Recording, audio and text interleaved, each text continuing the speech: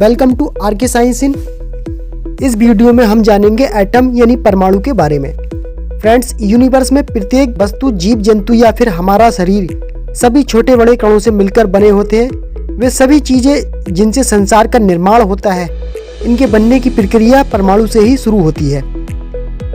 इसको कुछ इस प्रकार डिफाइन किया जा सकता है। Atom is smallest unit of matter और molecule can exist in the universe. अर्थात ब्रह्मांड में अस्तित्व रखने वाले किसी पदार्थ या तत्व की सबसे छोटी पूर्ण इकाई को परमाणु कहते हैं। ये इंडिविजुअल होती है, मतलब इसका विभाजन नहीं किया जा सकता। इसमें एक रासायनिक तत्व के गुण होते हैं, अर्थात किसी पदार्थ के गुण उसमें उपस्थित एटम यानी परमाणु पर ही डिपेंड होते हैं। बेसिकली बिल्डिंग ब्लॉक्स होते हैं। ये एटम्स मिलकर मॉलिक्यूल्स का निर्माण करते हैं और मॉलिक्यूल्स मिलकर सब्सटेंस या फिर कॉम्प्लेक्सेस बॉडीज का निर्माण करते हैं। सन 1830 ईस्वी में ब्रिटिश वैज्ञानिक जॉन डाल्टन के द्वारा परमाणु को खोजा गया था। परमाणु संरचना यानी स्ट्रक्चर की बात करें तो परमाणु आकार में बहुत ही छोटे होते हैं। इनका आकार लगभग 1 एंगस्ट्रॉम होता है। परमाणु के मेनली 3 पार्टिकल्स होते हैं, जिनको हम प्रोटॉन, न्यूट्रॉन एंड इलेक्ट्रॉन कहते हैं। परमाणु के सेंटर में नाभिक उपस्थित रहता है, जिसको न्यूक्लियस भी कहते हैं। प्रोटॉन और न्यूट्रॉन मिलकर ही नाभिक का निर्माण करते हैं, जिनमें प्रोटॉन पर पॉजिटिव चार्ज होता है, जबकि न्यूट्रॉन पर कोई चार्ज न होने के कारण वह न्यूट्रल होता है।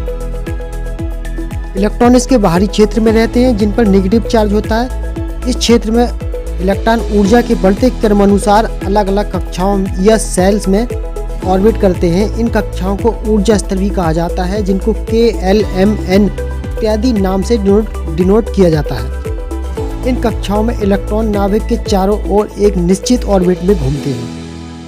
हाइड्रोजन में केवल 2 पार्टिकल्स होते हैं, क्योंकि हाइड्रोजन में एक इलेक्ट्रॉन व एक प्रोटॉन होता है, जबकि इसमें न्यूट्रॉन नहीं पाया जाता।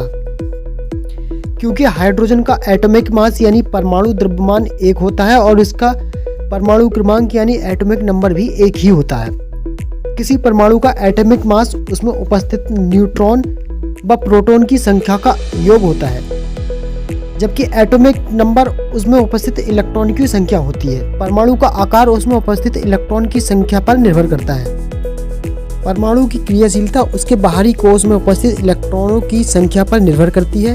एटॉमिक स्ट्रक्चर के सिद्धांत अलग अलग वैज्ञानिकों ने अलग अलग प्रकार से दिए हैं, लेकिन सबसे ज़्यादा मान्यता नील बोर्स मॉडल को दी गई है। तो ये थी परमाणु के बारे में कुछ महत्वपूर्ण जानकारी।